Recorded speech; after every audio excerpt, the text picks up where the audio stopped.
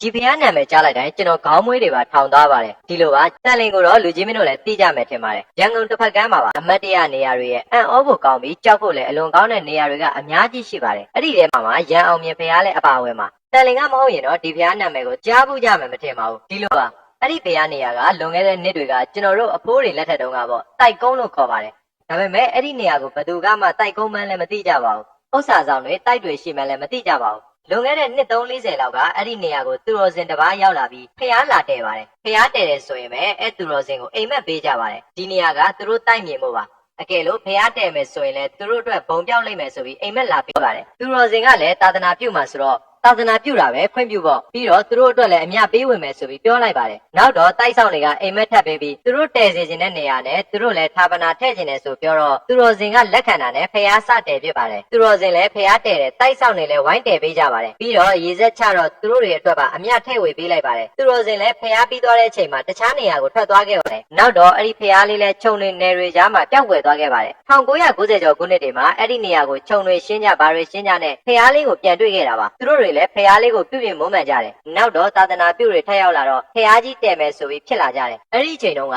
တန်လင်ကမင်းကျောင်းဖုန်းတော်ကြီးကျောင်းကနာမည်တော်ကြီးပါတယ်ကိုးကွယ်စည်းကပ်သူတွေလည်းများပါတယ်အဲ့ဒီတော့တန်လင်မင်းကျောင်းဆရာတော်ဦးစီးပြီးလုပ်ပါတယ်ဖျားလေးကိုငုံပြီးဖျားကြီးထက်တယ်မယ်ဆိုတော့လဲတိုက်ဆောင်တွေကအိမ်မက်လာပေးကြပါတယ်သူတို့သဘောဆန္ဒအတိုင်းဆောင်ရွက်ပြီးတည်ပေးပါသူတို့မြေမို့လို့ပါဆိုတာကိုဘုန်းကြီးကလက်မခံနိုင်ပါဘူးဒီမြေကသာသနာပိုင်မြေသာသနာမြေဆိုပြီးဇွတ်တယ်ပါတယ်ဟုတ်ပါတယ်အဲ့ဒီနေရာကဟိုးအရင်ပိုင်ရှင်တွေကအဲ့ဒီနေရာကိုဘုန်းကြီးကျောင်းကိုလှူသွားတယ်လို့လည်းဆိုကြပါတယ်အဲ့ဒီမှာဇေဒီတဆူရဲ့ငကားဖျားရဲ့တဲ့တာပါဖျားစတဲ့ကလေးကအနောက်ရှက်မျိုးမျိုးနဲ့ကြုံတွေ့ကြရပါတယ်ဖျားကိုဘလို့မှဖျက်မြောက်တန်တန်တယ်လို့မရပါဘူးနောက်ပြီးတော့လည်းဖျားကဒီနေ့တယ်ပြီးပြီဆိုတာနဲ့နောက်နေ့ကျရင်တစ်မျိုးဖြစ်နေတယ်လို့သတင်းတွေလည်းကြားရပါတယ်အဲ့တော့အစီရင်တွေဘာတွေနဲ့လှုပ်ပြီးဖျားတဲ့တယ်ဖျားတော့ပြီးသွားတယ်ရေစက်ချမဲ့နေ့ကျတော့ငကားဖျားကလည်းပြိုကျသွားတယ်လို့လည်းဆိုကြပါတယ်ဇေဒီကတော့ခလေကတက်တဲ့ကြီးအကွဲကြောင်းကြီးဖြစ်သွားပါတယ်တဲ့အဲ့ဒါနဲ့ပဲရေစက်ချမဲ့ကိစ္စလည်းတိုးလို့တန်လန်ကြီးတွေဖြစ်ကုန်ကြတာပေါ့ဇေဒီနဲ့ငကားဖျားကိုပြန်ပြင်ဖို့လုပ်ကြပါတယ်ဘလောက်ပြင်ပြင်ဒီနေ့တဲ့နောက်နေ့ပြက်အဲ့လိုတွေဖြစ်နေတဲ့နောက်ဆုံးမှာတော့ဒီတိုင်းပဲရေစက်ချလိုက်ကြပါတယ်နောက်တော့၄-၅နှစ်လောက်ကြာတော့မယ်အလင်ကိုရုပ်ရှင်ရိုက်ဖို့ရောက်လာတယ်နဲ့တူတယ်ဗျနာမည်ကြီးမင်းသားတယောက်ရောက်လာပြီးအဲ့ဒီဖျားကိုတွေ့သွားကသူနဲ့ကပထန်းဆက်ပဲလားဘာလားတော့မသိဘူးဗျအဲ့ဒီဖျားကိုပြန်လဲပြုတ်ပြမုန်းမှန်ခြင်းနဲ့ဆိုပြီးနေကန်တွေကမင်းเจ้าဆရာတော်စီခေါ်သွားလိုက်ပါတယ်ဆရာတော်ကတော့ဝမ်းသာသွားတာပေါ့ဆရာတော်ကိုယ်တိုင်ကလည်းအဲ့ဒီဖျားကိုပြန်လဲပြုတ်ပြမုန်းမှန်ခြင်းနေရလေအဲ့ဒီလိုချိန်မှာပဲဆရာတကာညီညွတ်သွားတော့ဖျားကြီးကိုပြန်လဲပြုတ်ပြမှုလုပ်ကြပါတော့တယ်အဲ့ဒီလိုပြန်လဲပြုတ်ပြမှုလုပ်နေချိန်မှာပဲအိမ်မက်တွေလည်းထပ်မက်ကြတယ်လို့ဆိုပါတယ်ဖုံဖုံကိုလည်းအိမ်မက်တွေပေးပါတယ်ဖုံဖုံကတော့တိုက်ဆောင်တွေဥစ္စာဆောင်တွေဆိုတော့သူကလက်မခံနိုင်ဘူးလို့ပြောလိုက်ပါတယ်သူတို့တောင်းဆိုတာက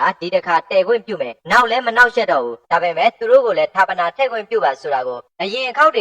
ကနောက်ရက်ထားတဲ့အခန့်ရှိနေတာကြောင့်ဖုံဖုံကတော့တိုက်ဆောင်တွေဥစ္စာဆောင်တွေရဲ့ပြောကြားချက်ကိုလုံးဝလက်မခံပါဘူးအနားလည်းမကတ်နဲ့ဌာပနာလည်းမထည့်ရဘူးလို့အပြတ်ပြောလိုက်ပါတယ်တိုက်ဆောင်တွေဥစ္စာဆောင်တွေကလည်းစိတ်ဆိုးပေမဲ့လည်းသူတို့လည်းဘာမှမတတ်နိုင်တာကြောင့်ဒီတိုင်းသာနေလိုက်ကြရပါတယ်နောက်တော့သူတို့သဘောနဲ့သူတို့ဌာပနာထည့်ကြပါတယ်ဖျားပြန်လဲပြုပြင်တော့ဌာပနာတွေထည့်ကြတော့ထူးဆန်းစွာနဲ့တရာကရွှေငွေရတနာကြောက်တံပရက်များနေတာဖြစ်လေရှိပါတယ်အခုဟာကသွေးပလင်းကြီးဆိုတော့ဖုံဖုံမင်ဘာပြောမှမသိအောင်ဖြစ်သွားခဲ့ရပါတယ်အဲ့ဒါနဲ့ပဲဖုံဖုံကလည်းဒီသွေးပလင်းနှစ်ပလင်းကဘသူလာထည့်ထားတာလဲဆိုတော့တက္ကမတွေကလည်းသူတို့ထည့်ထားတာမဟုတ်ဘူးလို့ဆိုကြပါတယ်အဲ့ဒါဆိုရင်ဘသူလဲပေါ့ဖုံဖုံကအိုဟစ်ပြီးမေးမြန်းလိုက်တဲ့အချိန်မှာတော့လူတွေအားလုံးရဲ့နောက်ကနေလူ2ယောက်ထွက်လာပါတယ်သူကအစိမ်းရောင်ဝမ်းဆက်နဲ့နောက်တစ်ယောက်ကအဝါရောင်ဝမ်းဆက်နဲ့သူတို့ကအရှင်ဖျားတပည့်တော်တို့ဌာပနာလာထည့်တာပါတပည့်တော်တို့လည်းကုသိုလ်ပါအောင်လုပ်ပါဆိုတော့နေတို့ကဘသူတွေလဲဆိုတော့တပည့်တော်တို့ကဘလူးတိုက်ကပါဒီမြေကဘလူးတိုက်မြေပါအဲ့ဒါကြောင့်တပည့်တော်တို့တိုင်တန်းတွေကပစ္စည်းလာလူတာပါဆိုတော့ဖုံဖုံကစိတ်ဆိုးပြီးငါပြောထားတယ်လေနေတို့ကိုဘာကိစ္စဒီလူကိုနောက်ဆက်တာလဲဆိုတော့သူတို့လည်းတပည့်တော်တို့မနောက်ဆက်ပါဘူးတပည့်တော်တို့လည်းဒီလူထဲမှာပါခြင်းလို့ပါလို့ငိုယိုပြီးပြောပေမဲ့လည်းဖုံဖုံကလက်မခံတဲ့ပြင်ဌာပနာထားတဲ့သွေးပလင်းနှစ်ပလင်းကိုအဲ့ဒီတိုက်ဆောင်တွေရှေ့မှာလည်းပေါက်ခွဲပြစ်လိုက်ပါတော့တယ်တိုက်ဆောင်တွေလည်းမခွဲခင်တုန်းကတားပါသေးတယ်မလုပ်ပါနဲ့ဗာနဲ့ပေါ့နောက်တော့ဌာပနာပွဲကိုတက္ကမတွေလှူထားတဲ့ပစ္စည်းတွေနဲ့ပဲဌာပနာပိတ်ပွဲလုပ်လိုက်ပါတယ်အဲ့ဒီနောက်မှာတော့ဇေဒီကိုဆက်ပြီးတော့ပြုပြင်ကြပါတယ်ဇေဒီလည်းပြီးသွားခဲ့ပါတယ်အနောက်ရှက်လည်းတိတ်မရှိပါဘူးဇေဒီပြီးတော့ရေစက်ချပွဲလုပ်ဖို့ပြင်ကြတာပေါ့ရေစက်ချမဲ့နေ့ရောက်တော့ဇေဒီနားမှာစောက်ထားတဲ့ဇရက်မှာပဲပြင်ထားကြပါတယ်ဆရာတော်ကပလင်ပေါ်မှာထိုင်နေပါတယ်တက္ကနဲ့တက္ကမတွေက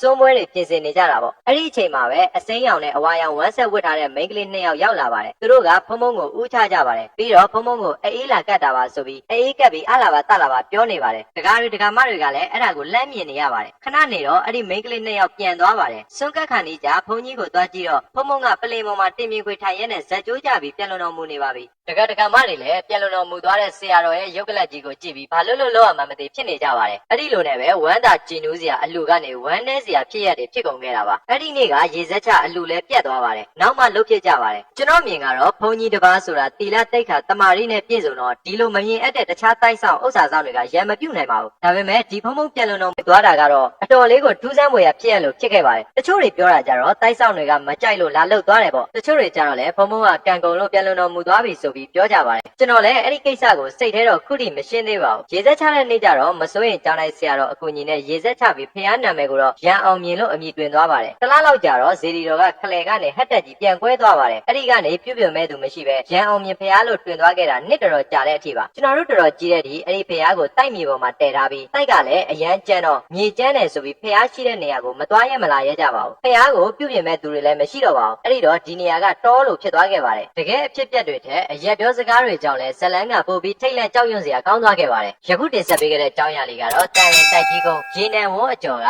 ရန်အောင်မြင်ဖះရဲ့ထိတ်လန့်ခြောက်ခြားဖွယ်ရာနောက်ခံသမိုင်းကြောင်းလေးပဲဖြစ်ပါတယ်ဗျကျွန်တော်ဗီဒီယိုလေးကိုစုံတဲ့အထိလိုက်ပါကြည့်ရှုပေးကြတဲ့လူချင်းမတို့တယောက်ချင်းစီတိုင်းကိုလည်းကျေးဇူးတင်ပါတယ်ဗျဒီလိုမျိုးစိတ်ဝင်စားစရာဖះသမိုင်းကြောင်းလေးနဲ့အတူနောက်ဗီဒီယိုတွေမှာပြန်ဆုံပါမယ်ဗီဒီယိုလေးကိုဆုံးထိကြည့်ပေးကြလို့လည်းကျေးဇူးပါ channel လေးကိုလည်း like and subscribe လေးလုပ်ပေးခဲ့ဖို့တောင်းဆိုပါရစေအားလုံးကျေးဇူးတင်ပါတယ်